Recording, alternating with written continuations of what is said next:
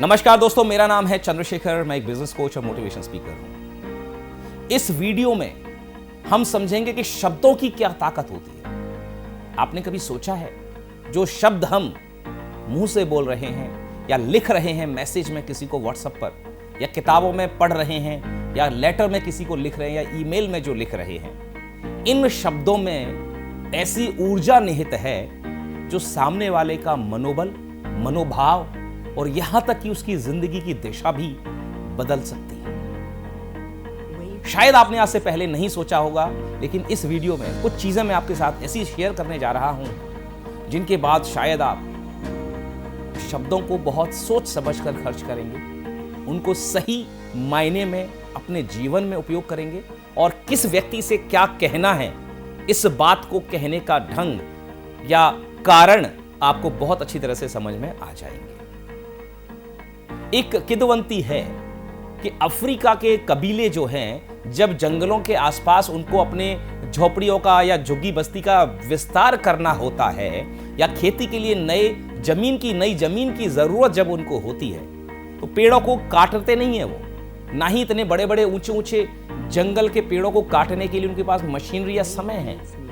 वो एक सिंपल सा काम करते हैं। और आपको ये, जब मैंने भी पढ़ा, बड़ा अचंभा हुआ पहली बार कई वर्षों पहले, लेकिन ये चीज अभी तक अपने जीवन में भी मैंने देखी। और वो देखो अब क्या होता है।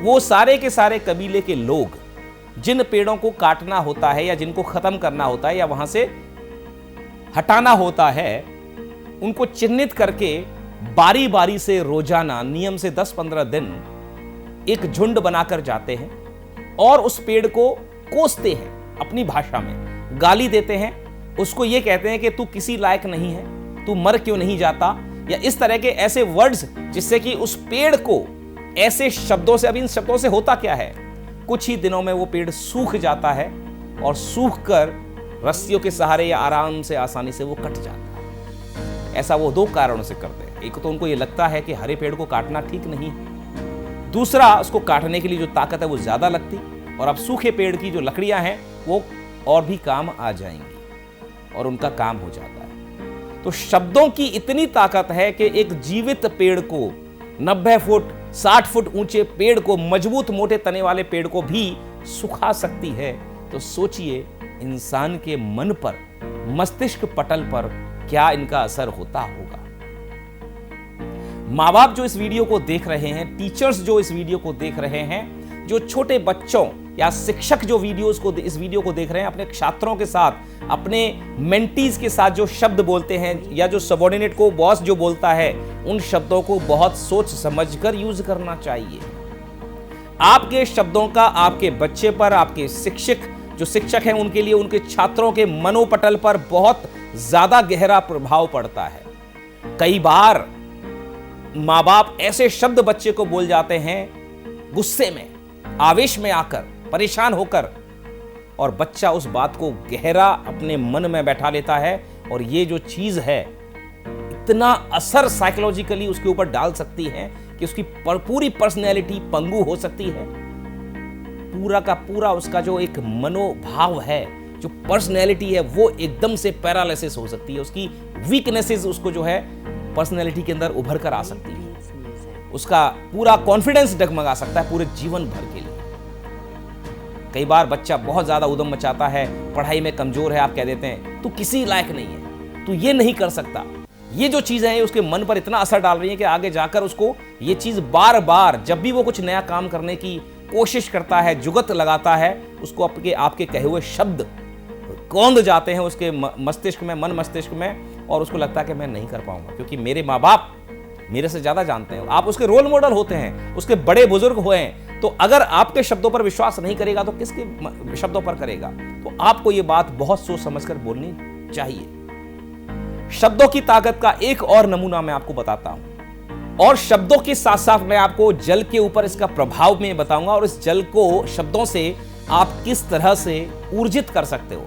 शब्दों का आपने एक नेगेटिव इफेक्ट देखा, शब्दों का अब आपको पॉजिटिव इफेक्ट दिखाता हूं। अगर आप अपने आप से प्रेरक शब्द बोलते हैं, अपना आत्मसम्मान बढ़ाने के लिए, आपका स्वाभिमान बढ़ाने के लिए, आपका कॉन्फिडेंस बढ़ाने के लिए शब्द बोलते हैं, yes I can do it, I can do it, I can do it, I can do it, मैं कर सकता हूं, मैं पहले से बहुत बेहतर होता जा रहा हूं, मैं ये कर सकता हूं। ऐसे शब्द जब आप अपने आप से बोलते हैं, या आप इस तरह के शब्दों को देखा होगा आपने खेल में, चीयर करते हैं लोग खिलाड़ियों को, और वाकई में वो खिलाड़ी जिसको अच्छी चीयरिंग मिलती है वो जीत जाता है।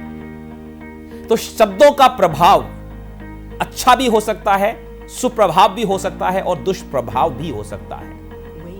शब्दों में वो ऊर्जा निहित है जो आपके कानों में जाकर आपके अंदर ऐसे विचारों को वो जो है उत्पन्न करेगी, जिससे आपका पूरा मन मस्तिष्क, और उसके बाद में उसका प्रभाव शरीर पर पड़कर आप या तो काम करने में निराश हो जाएंगे, यानी हताश हो जाएंगे, और आपके हाथ पांव फूल जाएंगे, डर लगेगा, काम नहीं कर पाएंगे, या फिर आपके अंदर एक जोश भर जाएगा, ऊर्जा भर जाएगी, और उसके बाद आप असंभव सा लगने वाला काम भी बहुत आसानी से कर डालेंगे।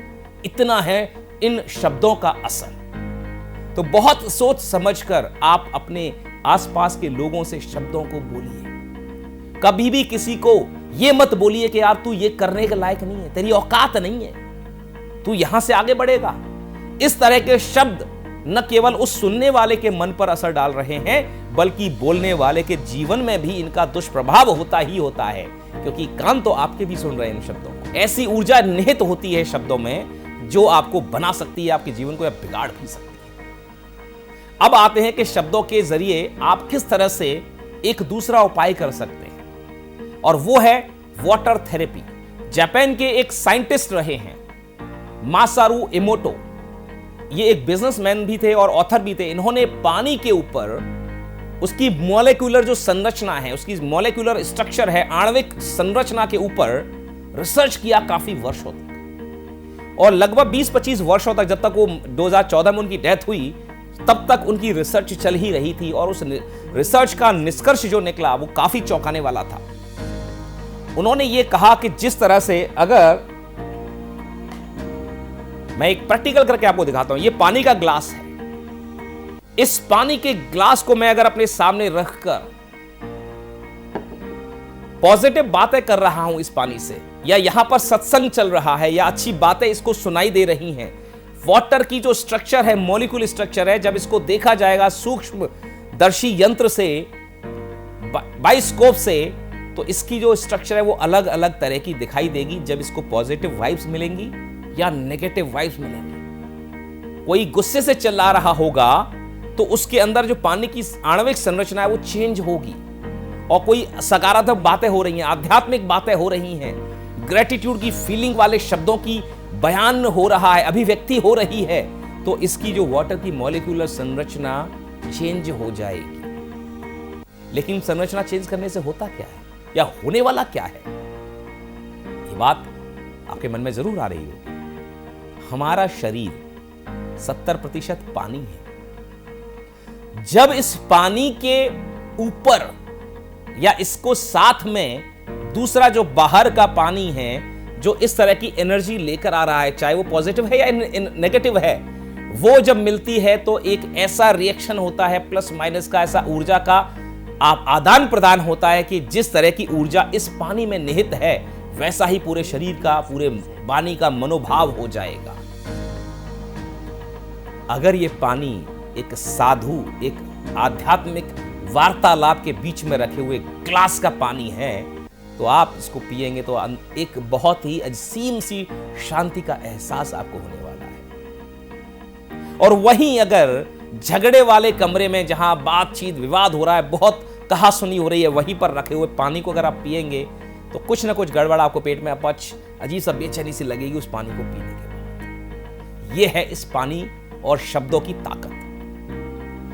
इस साइंटिस्ट की रिसर्च का जो निष्कर्ष है वो आगे ये कहता है कि हमारे जो मनोभाव हैं, हमारे जो इंटेंशंस हैं, जब हम इस पानी को कहते हैं, एक और बहुत आगे चलकर इसका उपयोग देखिए, इस रिसर्च का बहुत ही भीषण ये उपयोग है, बहुत ही खतरनाक और बहुत ही लाभदायक।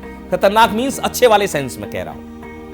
अगर आपको अपनी जिंदगी में बहुत जल्दी उन चीजों को आकर्षित करना है, जो आकर्षण का नियम आप सुनते हैं, उसको बहुत जल्दी अपने आप अपनी लाइफ में लेकर आना है, तो एक प्रक्रिया मैं आपको बता रहा हूं, एक शानदार उपाय मैं बता रहा हूं आपको। एक ग्लास पानी लीजिए, बोतल लीजिए, ग्लास लीजिए।